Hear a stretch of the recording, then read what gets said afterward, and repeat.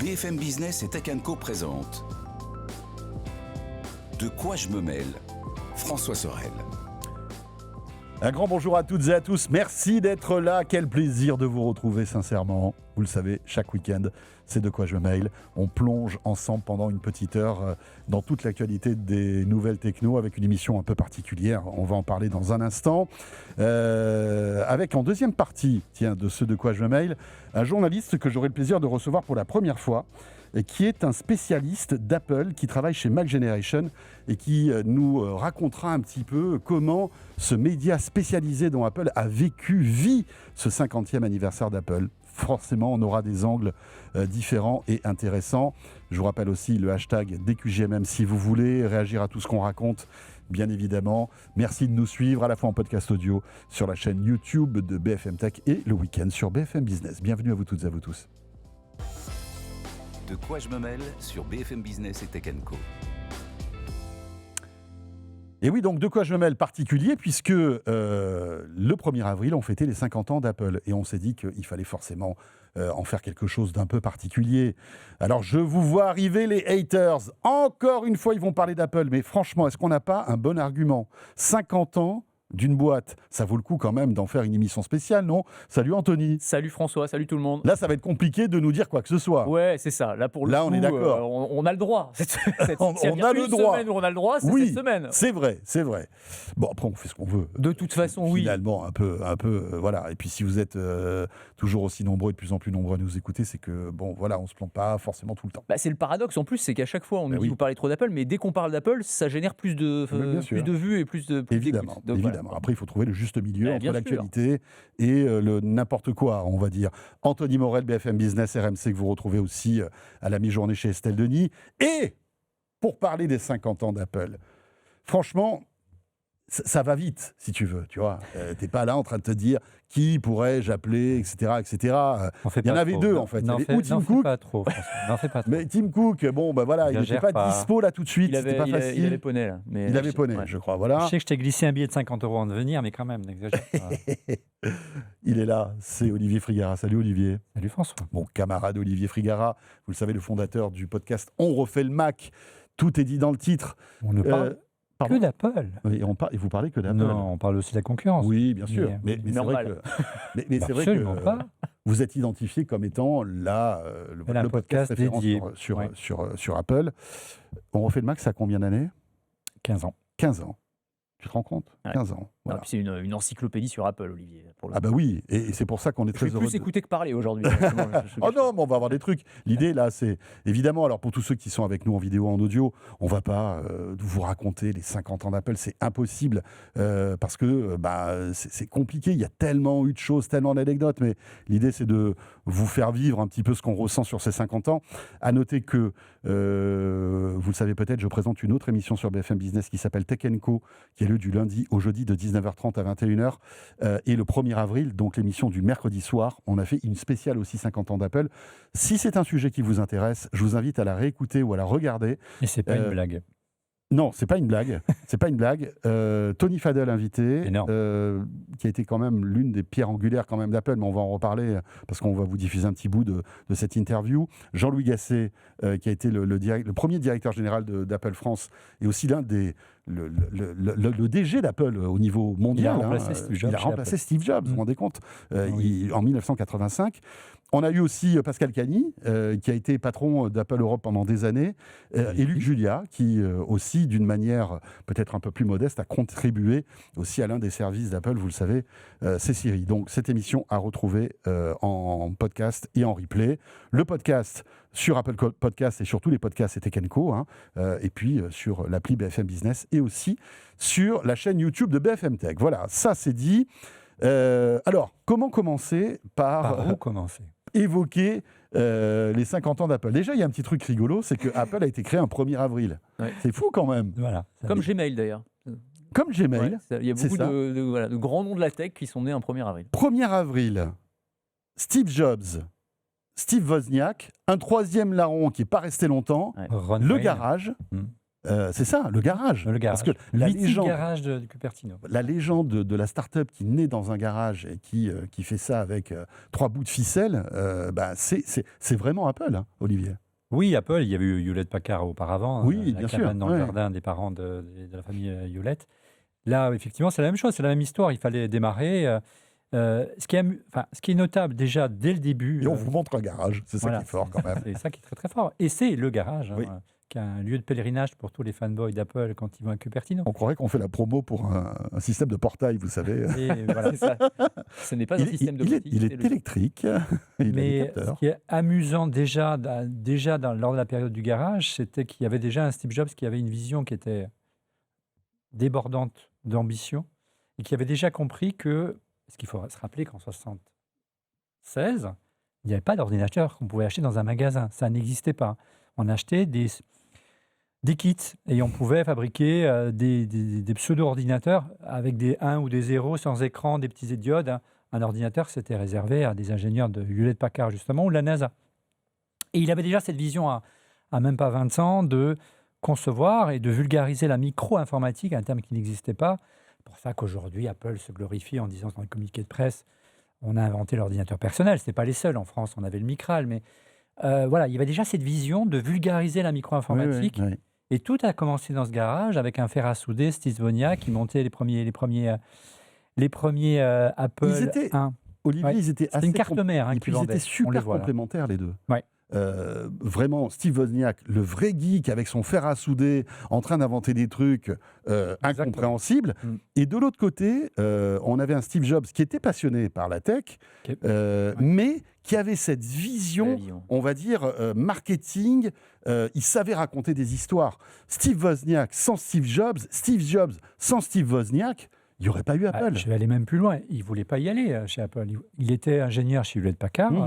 Il gagnait plutôt bien sa vie. Il était plus âgé. Il avait une trentaine d'années par rapport à Steve Jobs. Donc, c'était un risque d'abandonner son poste d'ingénieur. Donc, il avait ce qu'il voulait. Il pouvait bricoler. Il avait ses machines à lui. Et il a fallu vraiment encore que... Je dis encore, mais on commence l'émission. Mais c'était l'une des premières fois où Steve a mis en place son concept de champ de distorsion de la réalité qui fait qu'il a réussi à convaincre Wozniak de démissionner et de venir créer Apple avec lui parce qu'il ne voulait pas y aller. Ouais, c'est clair. Mais c'est lui qui a la vision, qui est l'ingénieur. Et déjà, il avait ce pouvoir de conviction, parce que c'est vrai, tu le disais. Il avait que ça. Hein. Il n'était pas ingénieur, il ne savait pas concevoir une carte mère. Mais après, il n'était pas ingénieur. Il n'était pas ingénieur, mais il s'intéressait au produit. Après, il l'est devenu un peu plus. Voilà. Mais c'est vrai qu'au départ, c'était pas un ingénieur. Toi, Anthony... comment tu as vécu tout ça? Est-ce que tu as des souvenirs? Non, mais enfin si, j'étais tout juste né, j'avais 3 ans. Non, j'avais pas 76, j'étais pas né.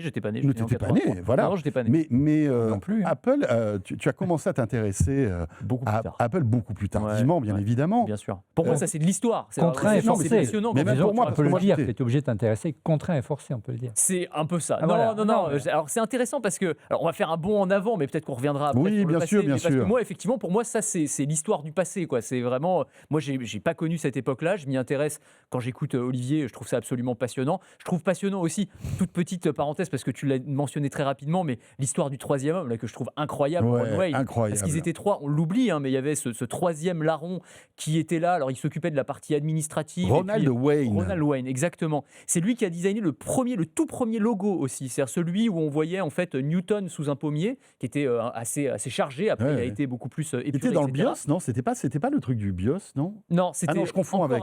Non, c'était vraiment le tout premier. Et en fait, ce monsieur, au bout de 12 jours, il en a eu marre et il a dit bon les gars, je lâche l'affaire. Et il a revendu les 10% dont il disposait dans Apple. T'imagines 10% pour $800.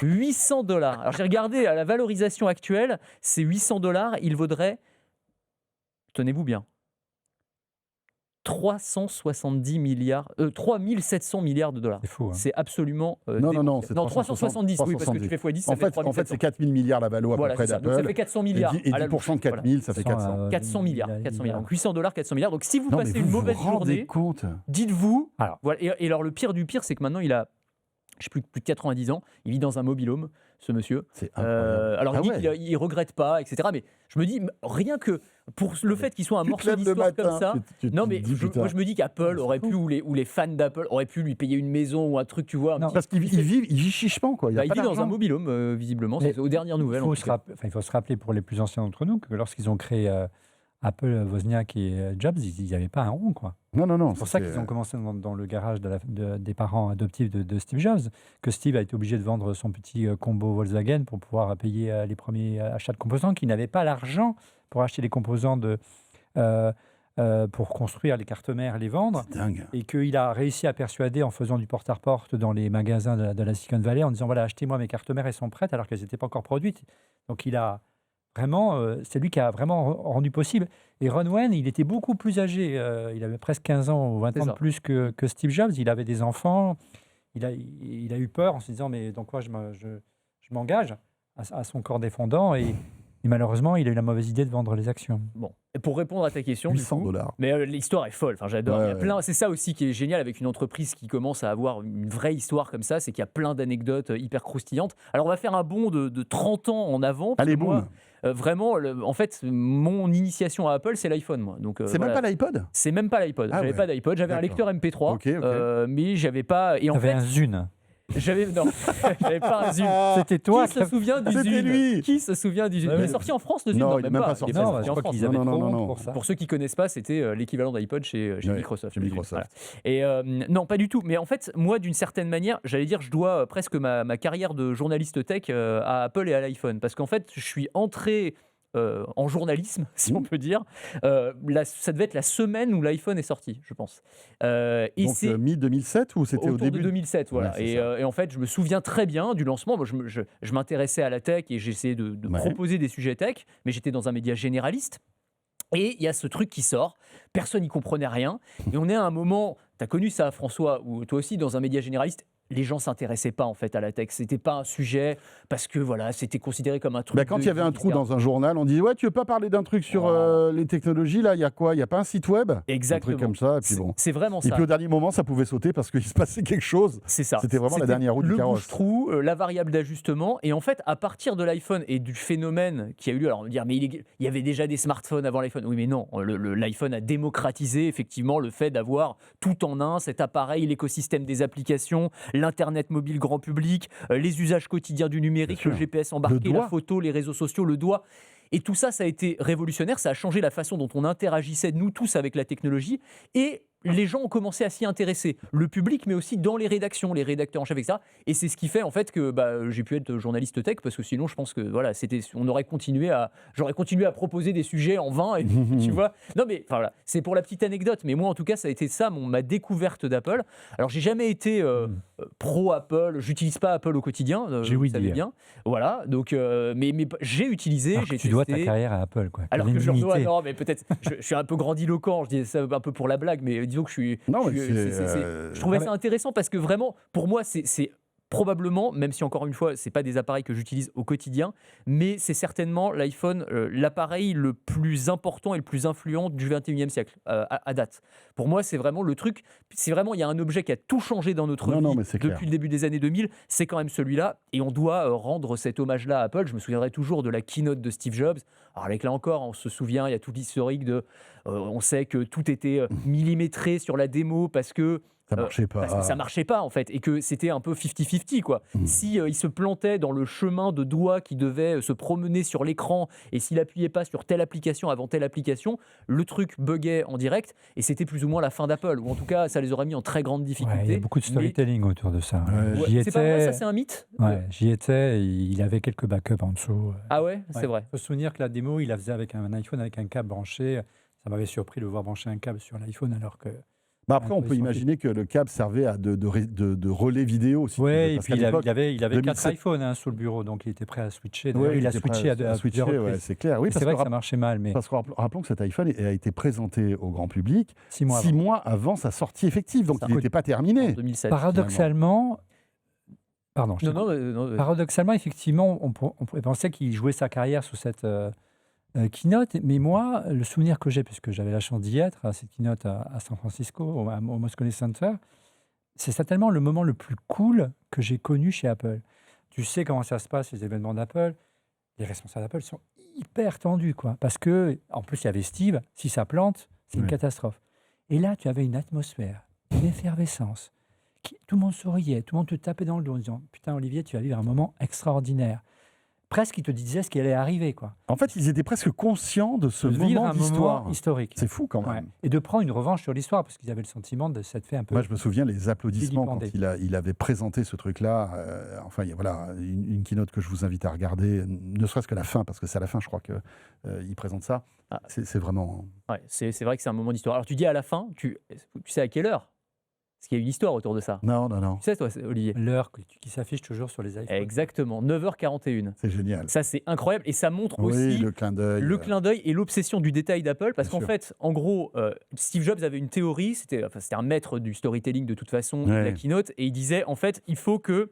En gros, tu as un climax, donc tu as une montée en puissance, et il faut que la grosse annonce soit 40 minutes après le début de la keynote. Donc la keynote commençait à 9h, et donc il mettait sur l'affichage de l'iPhone, donc dans toute la communication d'Apple, donc ce qui s'affichait sur les écrans, etc., il mettait 9h41 pour que quand ça s'affiche à l'écran, au moment où il l'annonce officiellement, C'était la vraie heure. c'était la vraie heure. Donc c'est te dire aussi le sens du détail et Ouais, ouais. vraiment C'est-à-dire que même la pendule ne perfection. marchait pas, quoi. Oui, c'était ça. Non, mais si tu veux, c'était vraiment l'idée que Oui, oui, oui. il fallait que ce soit cohérent pour le public. C'est ça. Alors que franchement, personne leur aurait voulu si ça s'était c'est affiché clair. à 10h12, tu vois, on s'en fichait. Et maintenant, aujourd'hui, si vous regardez sur toutes les... Voilà, si vous allez sur le site d'Apple, que vous essayez d'acheter un iPhone, tous les iPhones sont affichés à 9h41. C'est la date de naissance de l'iPhone. Exactement. C'est mignon.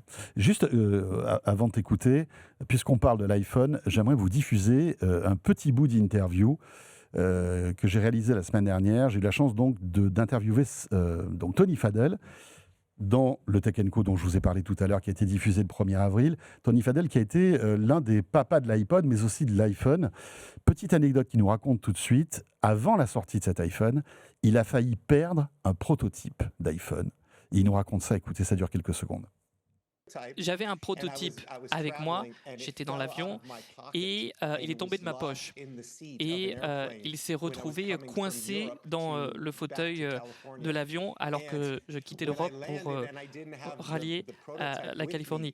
Et donc quand je suis arrivé, je me suis aperçu que je n'avais pas le prototype avec moi. Et quand je suis allé chercher mes bagages, j'ai commencé à suer à grosses gouttes. J'étais vraiment très inquiet. Je me suis dit, il faut absolument que je remette la main dessus. Heureusement, quelqu'un l'a retrouvé. Personne ne savait ce que c'était parce que personne n'avait jamais vu ce périphérique-là. Il n'y avait que 100 ou 200 qui existaient sur toute la planète. Donc quand les gens l'ont sorti du siège, les gens de la compagnie aérienne, ils ne savaient pas ce que c'était, donc ils me l'ont rendu. Bon, j'ai eu de la chance finalement qu'on l'ait retrouvé et que personne ne sache ce que c'était. C'est drôle parce que imaginez je sais pas moi, l'hôtesse ou le commandant de bord et te tenez, voilà, je vous donne votre téléphone là, mais c'est quoi ce truc-là?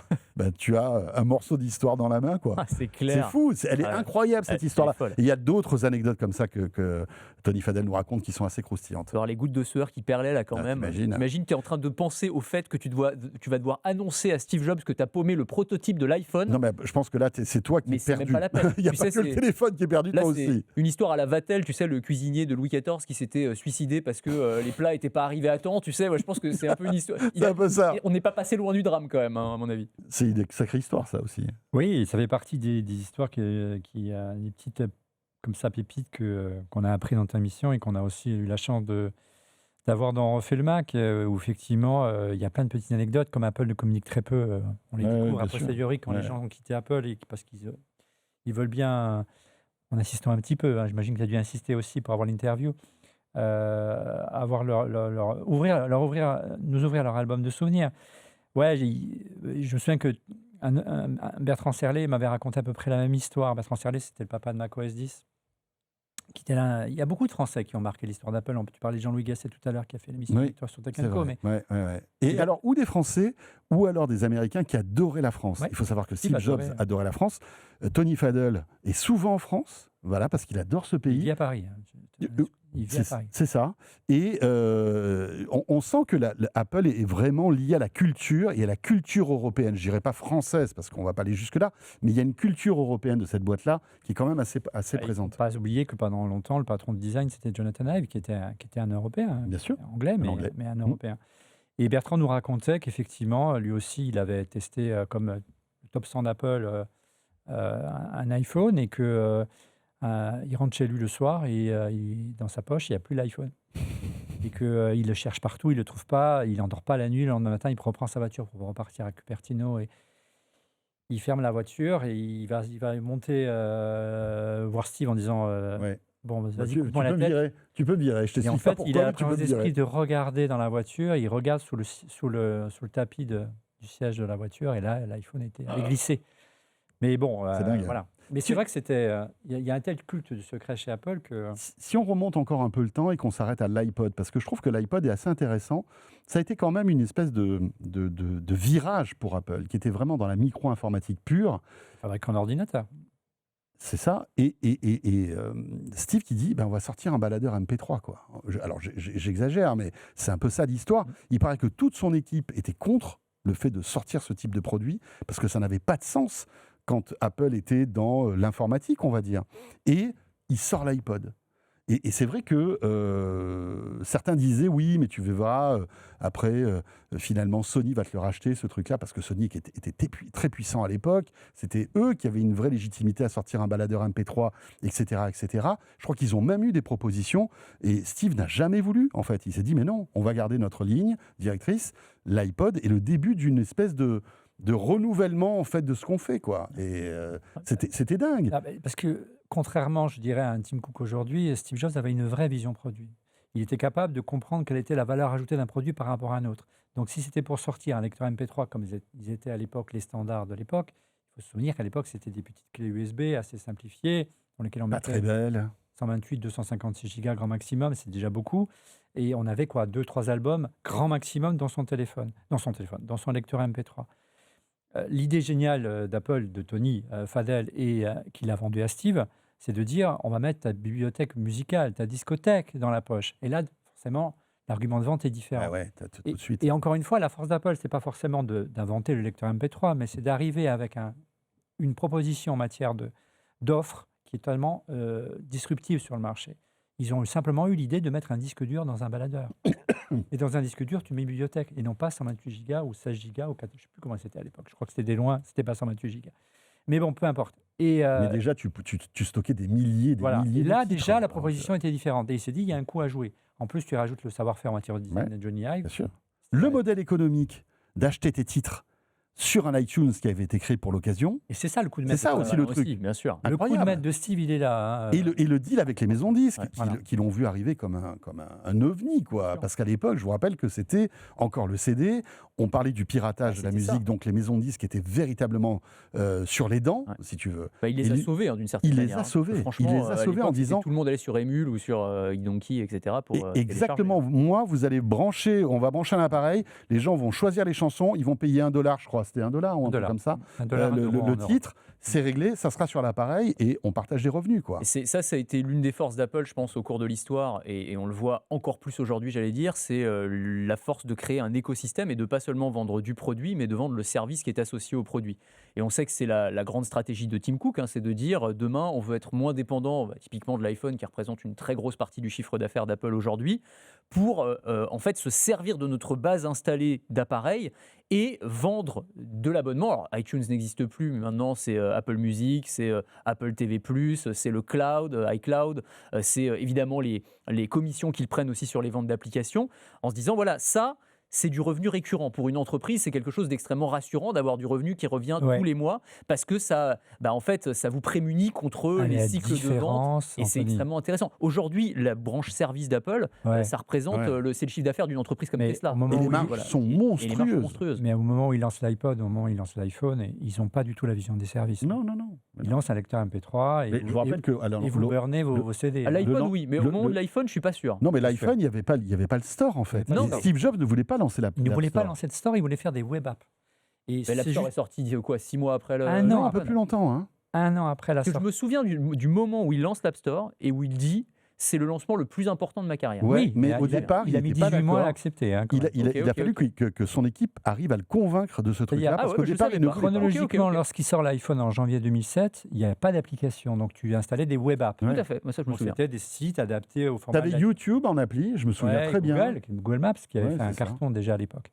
Et qu'est-ce qui s'est passé à l'époque? tout le monde était frustré de ne pas avoir d'application, de ne pas pouvoir installer des jeux, par exemple. Donc, c'est Cydia qui est arrivé. Cydia, c'était comment on appelait ça à l'époque, une sorte d'Apple Store. Le jailbreak, C'était du jailbreak, ouais. une sorte d'Apple Store C'était le alternatif. repository, non? Il n'y avait Ouais. pas un truc comme Ça ça? permettait d'installer des applications et ça permettait en plus d'utiliser l'iPhone dans d'autres pays que les États-Unis, puisqu'à l'époque, l'iPhone était réservé aux Ouais, États-Unis. il était bridé. Et quand ils ont vu le succès de ce truc, ils se sont dit, il y a un truc à faire. Et là, ils ont embrayé sur les services Sur et le sur service, l'Apple Store. ouais. Et c'est une fois également pour l'iPod que l'iPod a commencé à connaître un succès, parce que ça a été progressivement, parce qu'il était vendu 650 € le premier iPod. Il y allait, hein. Donc c'est un peu comme la Vision Pro aujourd'hui. Hein. Il a fallu qu'1 ou 2 ans pour qu'il s'installe. C'est simple, l'iPod a commencé à marcher quand ils ont conçu un iPod qu'on peut brancher sur un PC.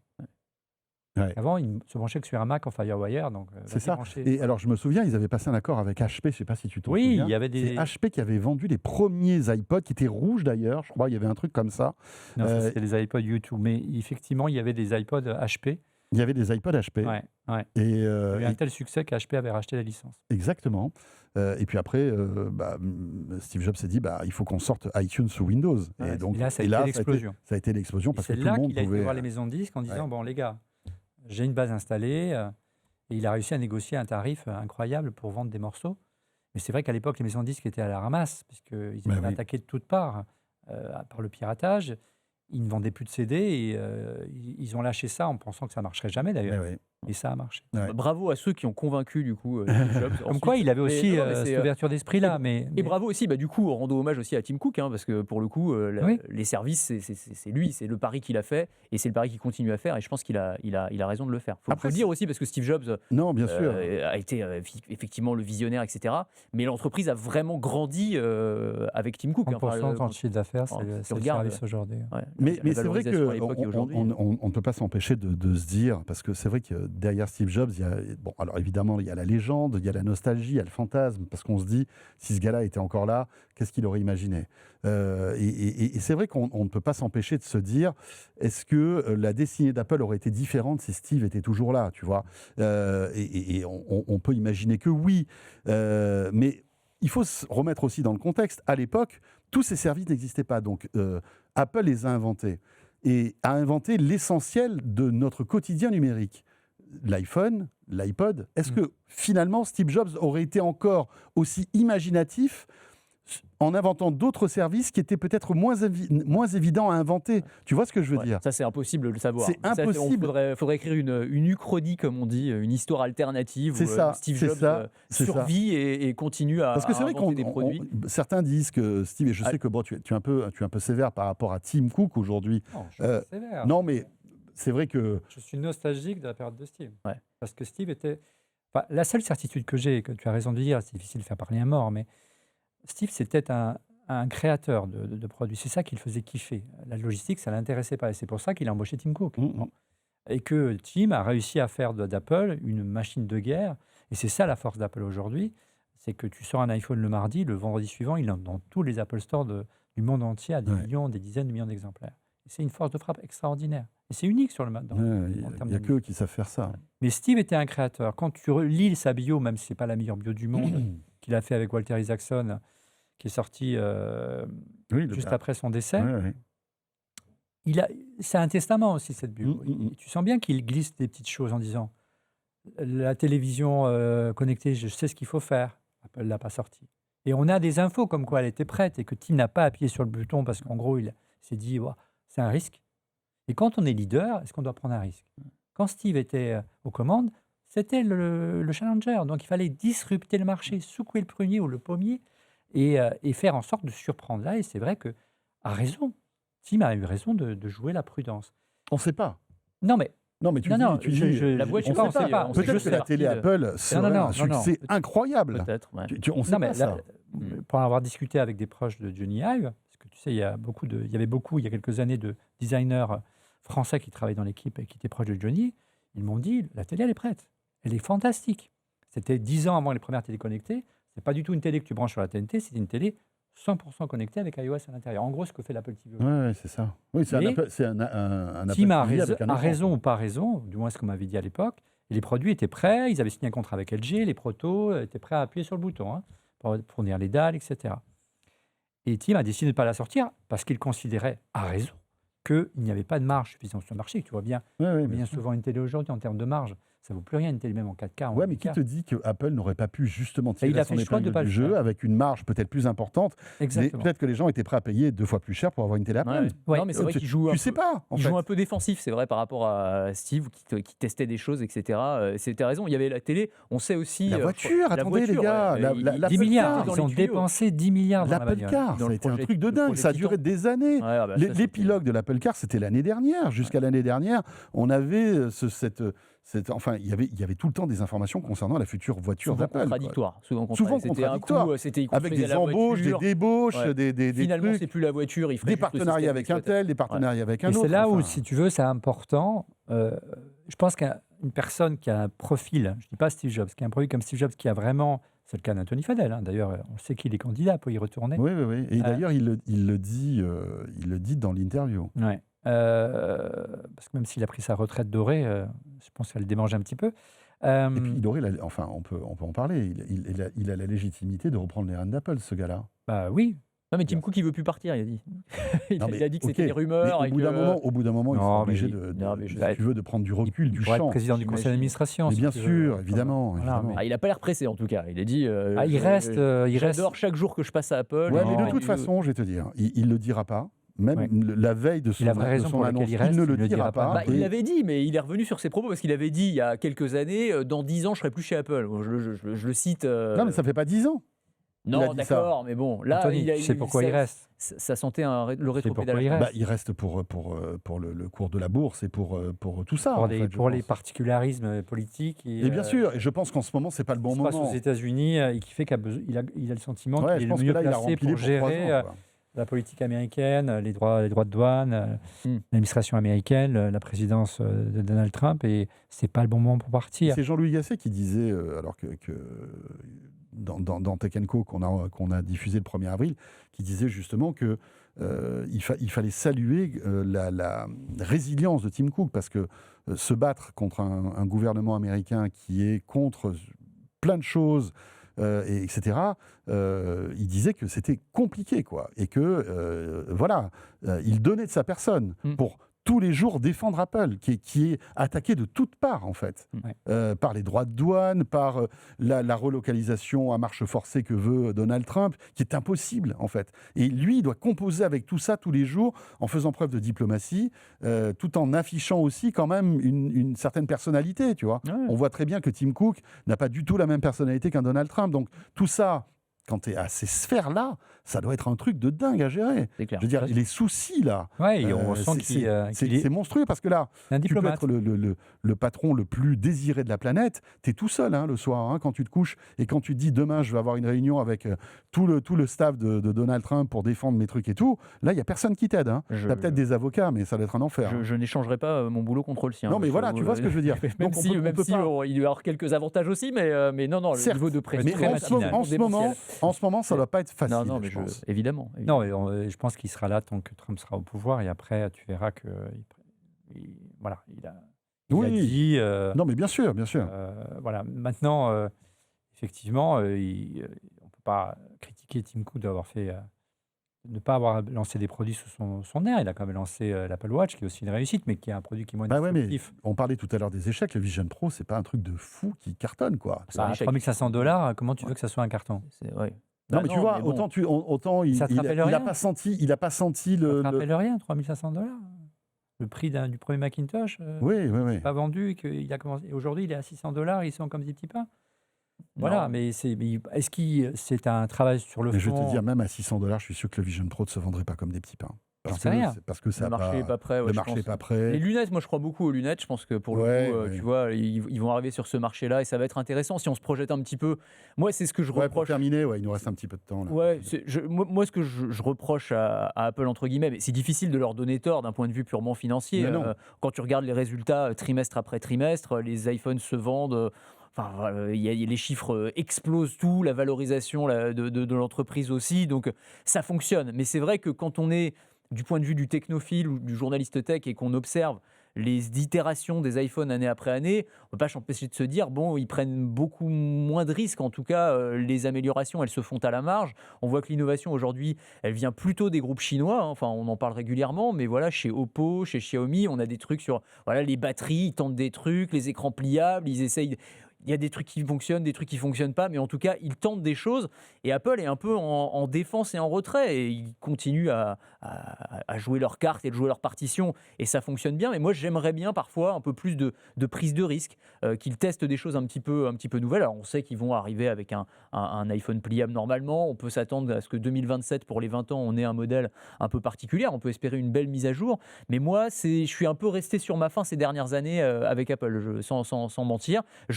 Je salue la performance financière et la stratégie qui est effectivement de se recentrer vers les services, parce que je pense que c'était une chose très intelligente à faire. Mais je trouve qu'en termes d'innovation pure, voilà, il n'y a pas grand-chose à se mettre sous la dent. Le Vision Pro, pour moi, ouais, il y avait un effet waouh, mais ça a été quand même plutôt une déception globalement. Ce que j'attends beaucoup et ce que je trouve intéressant, c'est par contre toute la dimension santé sur laquelle ils insistent beaucoup. Et là, pour le coup, pour moi, ils ont une vraie carte à jouer. Alors, ils le font beaucoup avec l'Apple Watch, toutes les fonctionnalités qu'ils ont ajoutées pour la détection des problèmes cardiaques, l'hypertension. Je pense que s'ils arrivent, je sais qu'ils y travaillent depuis des années, mais à intégrer des capteurs de glycémie pour les patients diabétiques, c'est un game changer. Enfin, c'est une épidémie mondiale, le diabète aux États-Unis, c'est un truc de fou. Et vraiment, si tu peux ajouter cette brique supplémentaire-là et faire de la montre vraiment une sorte d'ange gardien et un truc qui est vraiment un assistant médical au poignet, là, ils ont une vraie carte à jouer. Tim Cook a dit d'ailleurs qu'il voulait qu'on se souvienne d'Apple comme une entreprise de santé. Donc je pense qu'ils vont continuer dans cette direction-là. Mais voilà, il faut qu'ils nous fassent un peu rêver à nouveau. Moi, c'est ce qui me manque, c'est ce dont on parlait tout à l'heure, c'est la keynote de Steve Jobs où tu découvres l'iPhone et tu as des étoiles dans les yeux parce que tu te dis mais qu'est-ce que c'est que ce truc, le monde que ça va nous ouvrir. C'est Steve Jobs qui découvre le MacBook Air en le sortant d'une enveloppe. Ça fait longtemps qu'on n'a pas connu un moment comme ça. Voilà, non, mais c'est clair, ça. Mais bon, voilà, chaque être humain a sa particularité et on voit que Tim Cook est un excellent organisateur de supply chain et il est imbattable pour fabriquer, comme tu disais, des centaines de millions d'iPhone en un claquement de doigts, mais c'est pas quelqu'un, c'est pas un créatif dans le sens où, comme Steve, partait vraiment dans des trucs de dingue, quoi, c'est ça. Apple avait besoin d'une période de consolidation avec Tim Cook, ils l'ont eu. Et puis, comme je te le disais tout à l'heure, Apple est le leader. Le leader, c'était pas Microsoft, c'est clair. La marque favorite. Ouais. Non. J'aime bien Microsoft, j'ai rien contre eux. Mais quand ils étaient leaders, c'est pas ma marque favorite. C'était pas eux qui innovaient au niveau de Windows. Il y avait toujours, en termes de système d'exploitation, voilà. Parce que quand tu es un petit acteur, tu es obligé de disrupter. Apple ne peut pas se permettre de disrupter quand tu es leader. Et accessoirement, ils ne peuvent pas. Pourquoi ? Parce que quand tu es leader et quand tu le dis, tu vends 50, 60, 70 millions d'iPhone par trimestre, que tu décides d'installer une technologie nouvelle, disruptive, et que donc, il faut l'adapter à, peut-être pas 70 millions, mais 10 ou 15 millions d'exemplaires, tu ne peux pas le faire sur un claquement de doigts, comme fait un petit constructeur chinois qui va faire un test sur 500 000 exemplaires dans un coin, et qui va faire le tour des popotes. Comme petit constructeur Oppo, ils ont un marché installé d'1,5 milliard d'utilisateurs en Chine. Quand ils ont lancé les écrans pliables, ils n'en ont pas sorti 1,5 milliard. Non, mais ils peuvent faire la même chose, Apple. Mais j'ai bien aimé d'ailleurs ce qu'ils ont fait avec le Edge, où j'ai trouvé qu'ils étaient justement intéressant. Ils ont attendu 3 ans pour le faire. Bien sûr, il y a une maturité pour le faire et qu'il y a une capacité de production qui répond à la demande. Ça fait des années qu'on sait qu'Apple va sortir un téléphone pliable. Mais ils attendaient qu'il y ait une capacité de production pour en sortir 10 ou 15 millions. Non, mais je pense qui produit les écrans pliables ? C'est pas Apple, c'est Samsung. Et puis la capacité, et surtout la maturité de la technologie. Accessoirement. Parce que on le voit, ça fait 10 ans ou pas loin, 6 ans ou 7 ans que Samsung sort des écrans pliables. Les premiers étaient catastrophiques. Ceux qui sont sortis quelques années après étaient acceptables. Et là, maintenant, on arrive à quelque chose de correct. Ouais. Et je pense qu'Apple a voulu attendre le moment clé pour sortir ses produits, pour pas qu'il y ait des scandales à la Samsung où vous avez des influenceurs qui arrachaient l'écran. Je ne sais pas si vous vous souvenez des premiers. Ce qui serait amusant de voir, si c'est alors qu'aujourd'hui le marché du pliant, ça reste quand même un marché assez exotique, c'est quelques pourcents de marché, même pas. C'est vraiment une petite part. Si l'arrivée d'Apple n'est pas une bonne nouvelle pour Samsung ou Oppo, en disant que ça va vraiment démocratiser et donner envie à des gens qui ne voulaient pas s'y intéresser de s'équiper d'un téléphone pliant. Voilà. Bon, voilà, on a fait 40 minutes. Bon, pour en C'est faire, frustrant parce qu'il y a tellement de trucs à Et raconter. puis on est tellement bien là, comme ça, bien tous les sûr, trois, du feu. à parler. Non, mais c'est clair. Mais il faut bien s'arrêter. Parce que là, dans quelques instants, on va avoir l'avis de vrais spécialistes aussi. C'est Mac Génération que tu connais. Voilà, des journalistes que moi je suis depuis de nombreuses années sur leur appli et sur leur site, qui font un très très bon boulot. Et j'ai le plaisir de les accueillir parce qu'ils viennent de sortir un livre qui célèbre les 50 ans d'Apple. Et on va en parler avec eux. Merci beaucoup à Olivier, merci Anthony. Petit module bonus dans un instant, juste après Mac Génération. Vous le savez, si vous êtes avec nous dans la version audio, on vous offre quelques minutes supplémentaires sur le podcast. Merci d'être là et à tout de suite pour la deuxième partie de ce De quoi je me mêle. De quoi je me mêle sur BFM Business et Tech & Co.